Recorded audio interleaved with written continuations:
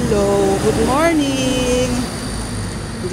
Andito ako ngayon sa San Roque, Marikina. Ay magsisimba.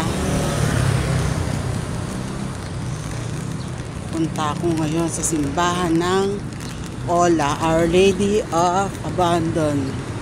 Pakita ko sa inyo yung simbahan, ha?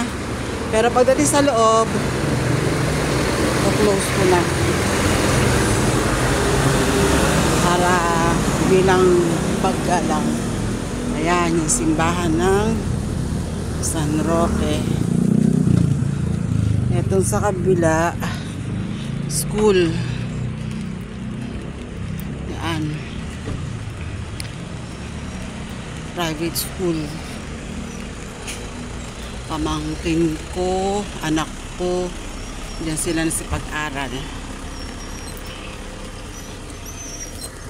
Yun, ang bahay ng pare. Yan, nasa gitna. Ito na tayo. Papasok na sa loob. Papakita ko rin sa inyo. Pero pagdating sa loob, patayin ko na itong cellphone. Ayan siya. Nihingal ako, ha. Pasensya na, napagod lang. Ito na.